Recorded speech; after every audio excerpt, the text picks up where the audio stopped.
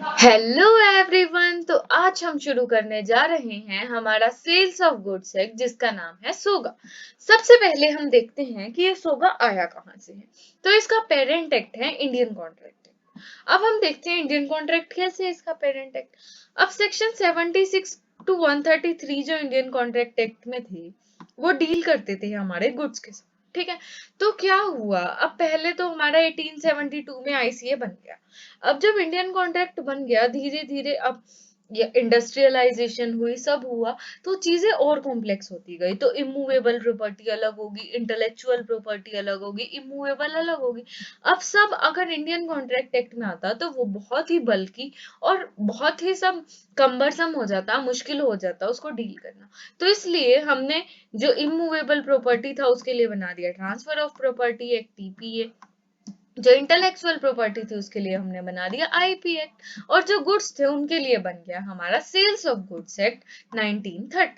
तो ये यहाँ से हमारा सोगा आया। ठीक है, तो पेरेंट एक्ट क्या है, हमारा इंडियन कॉन्ट्रैक्ट एक्ट है, उसी के ये सेक्शंस उठा के हमने एक नया एक्ट बना दिया 1930 में, जिसका नाम हमने रख दिया सोगा। अब हम देखते हैं कि इसकी एप्लीकेबिलिटी कहाँ है।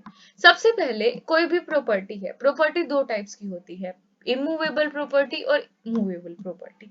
अब इमूवेबल प्रॉपर्टी को हम सेल कर सकते हैं, बेच सकते हैं, उसे लीज कर सकते हैं, रेंट पे दे सकते हैं, गिफ्ट कर सकते हैं, किसी को फ्री में दे सकते हैं, एक्सचेंज करके कोई और प्रॉपर्टी ले सकते हैं, और मॉर्गेज करके बैंक से लोन ले सकते हैं। अब ये सब आता है हमारे ट्रांसफर ऑफ प्रॉपर्टी एक्ट के अंडर। उसके बाद प्रॉपर्टी होती है मूवेबल। मूवेबल है तो गुड्स हो सकती है, इंटेलेक्चुअल प्रॉपर्टी हो सकती है, या एक्शनेबल क्लेम हो सकता है। अब एक्शनेबल क्लेम को जगह मिली ट्रांसफर ऑफ प्रॉपर्टी एक्ट में, इंटेलेक्चुअल प्रॉपर्टी को हमारी जगह मिली इंटेलेक्चुअल प्रॉपर्टी एक्ट में। अब बचा हमारे गुड्स, गुड्स को जगह मिली हमारे सेल्स ऑफ गुड्स एक्ट में, जिसका नाम है सोगा। 10 सोगा किस के ऊपर एप्लीकेबल है, उसकी एप्लीकेबिलिटी है गुड्स पे, जो कि क्या है, एक मूवेबल प्रॉपर्टी है। इसमें दो पार्टीज आती है, सेलर और बायर हैं, जो उनकी राइट्स और लाइबिलिटीज आती है, कंसिडरेशन आता है, ये सब चीजों पे हमारा जो सोगा है वो एप्लीकेबल है। अब हमने पढ़ लिया कि सोगा की एप्लीकेबिलिटी है गुड्स पे। अब हम देखते हैं कि गुड्स की डेफिनेशन क्या है। तो सेक्शन 2 सब सेक्शन 7 हमें गुड्स के बारे में बताता है that goods are a movable property. सबसे पहले आता है कि ये मूवेबल प्रॉपर्टी क्या है।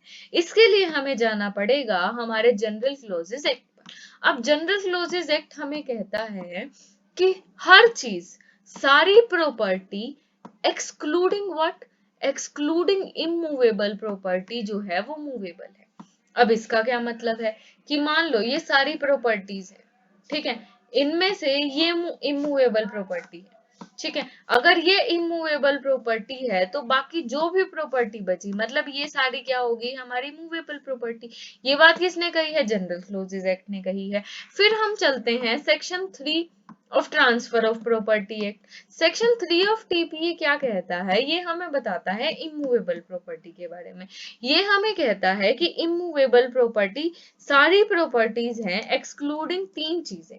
वो तीन चीजें क्या हैं, ग्रोइंग क्रॉप्स है, ग्रोइंग क्रॉप्स, ग्रास है, और क्या है, स्टैंडिंग टिम्बर है। ठीक है, अब हम समझेंगे कि ये कैसे हमारी मूवेबल प्रॉपर्टी है। अब ये तो तीनों चीजें, अब आप देखो, क्रॉप्स है, हमारी फसल है, घास है, टिम्बर है, ये तो सारे थिंग्स अटैच टू अर्थ है, तो ये कैसे मूवेबल हुई।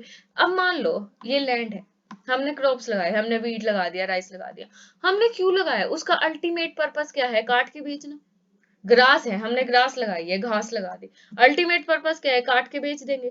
स्टैंडिंग टिम्बर है, स्टैंडिंग टिम्बर क्या हुआ, हमारे ऐसे पेड़ हो गए जिनकी जो वुड है वो फर्नीचर बनाने के काम आती है, जैसे कि टीक ट्री हो गया। अब ये जो टीक ट्री की वुड है, इसका अल्टीमेट एम क्या है कि ये बड़ी होएगी, ये वुड बनेगी, और इसको काट के बेच देंगे और इससे फर्नीचर बना लेंगे।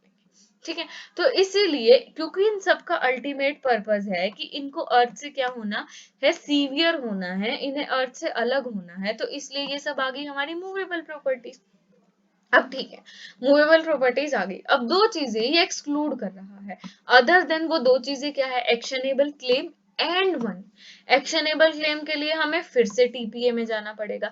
एक्शनेबल क्लेम है हमारा अनसिक्योर्ड डेट। अनसिक्योर्ड डेट का मतलब है कि इसके लिए कोई भी सिक्योरिटी नहीं है। अब सिक्योरिटी दो तरीके की होती है, इमूवेबल प्रॉपर्टी की या मूवेबल प्रॉपर्टी की। अगर मान लो मैंने कोई लैंड दे दिया, ठीक है, कोई लोन के बदले में मैंने लैंड दे दिया कि अगर मैं लोन ना दूं तो लैंड से प्रॉपर्टी ले लिया, तो ये तो हो गया मेरा मॉर्गेज, ना तो इसमें कोई मॉर्गेज है। या फिर कोई मूवेबल प्रॉपर्टी, मैंने अपनी वॉच दे दी, ठीक है, मेरे पास वॉच थी 10-20 हजार की, मैंने वो दे दी, ठीक है, एज अ सिक्योरिटी।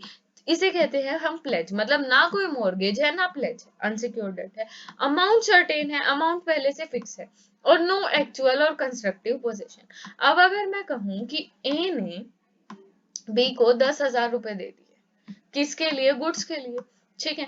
अब 10,000 है, सर्टेन अमाउंट है, ठीक है, अनसिक्योर्ड है, ए ने कोई सिक्योरिटी तो नहीं दी ना, या बी ने कोई सिक्योरिटी तो नहीं रखी। अब बी ने ए को गुड्स भेजने हैं, ठीक है, पर बी ए को नहीं भेजता, ए के पास गुड्स आ गए, मतलब तो हो गया एक्चुअल पोजेशन। अगर मान लो ए ने अपना कोई एजेंट एम्प्लॉय कर दिया, एजेंट के पास गुड्स आ गए, तो वो हो गया ए का कंस्ट्रक्टिव पोजीशन।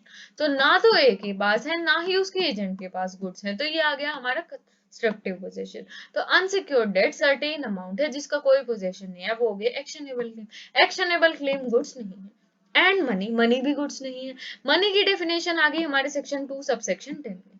ये क्या कहता है, that money consideration for sale of goods. इसने गुड्स बेचे, बी ने ए को गुड्स बेचे, तो ए ने क्या दिया उसके बदले में, मनी दी, कंसिडरेशन दी। तो consideration for sale of goods क्या है हमारा, मनी है, ठीक है, इसे हम प्राइस कहते हैं, ठीक है भाई।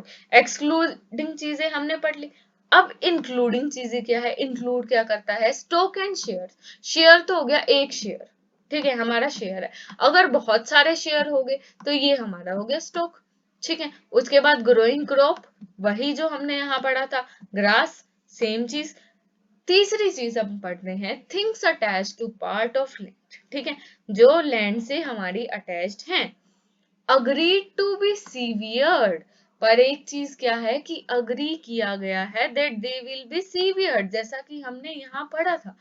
सीवियर कब, सीवियर होने के दो टाइम पीरियड है, बिफोर सेल, या तो सेल से पहले, और अंडर कॉन्ट्रैक्ट ऑफ सेल, मतलब कि agreement of sale, agreement to sale के अंडर, ठीक है। अब ये क्या चीजें हैं, सबसे पहले तो हमने पढ़ लिया ग्रोइंग क्रॉप्स, ग्रास। फिर अटैच्ड टू अर्थ, से अटैच तो हैं पर इनका पर्पस क्या है, सीवियर होना है, ठीक है, इतनी समझ आ गई, ये हमारी डेफिनेशन खत्म हो गई। अब हमारे पास आती है क्लासिफिकेशन। अब क्लासिफिकेशन भी इसी एक लाइन में बताई गई है, that things attach to part of land agreed to be severed, ठीक है, सीवियर करना है। अब बात आती है कब सीवियर करना है, टाइम पीरियड का, बिफोर सेल और अंडर कॉन्ट्रैक्ट ऑफ सेल, मतलब अग्रीमेंट टू सेल होएगा मतलब फ्यूचर में, और बिफोर सेल मतलब कि अभी, ठीक है। अब इसके बेसिस पे हमारे पास दो क्लासिफिकेशन आती है गुड्स की।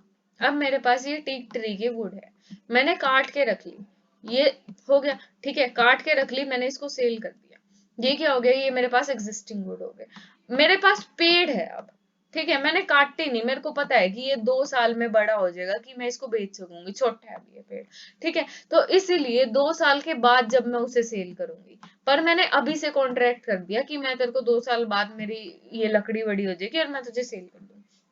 ये हो गया हमारे पास फ्यूचर गुड्स।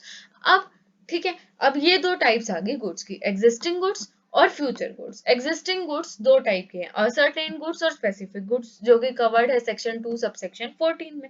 अब असर्टेन गुड्स और स्पेसिफिक गुड्स क्या है, कि अगर मान लो ये लकड़ियां थी मेरे पास कटी रखी थी, मैंने इनके बंडल बना दिए, अब मुझे 10 बंडल बेचने हैं बी को, मैंने बंडल बना के रख रखे हैं, बी आएगा ले जाएगा, मतलब कि ये सेपरेटेड है, इसका मतलब कि ये है असर्टेन गुड्स और स्पेसिफिक गुड्स।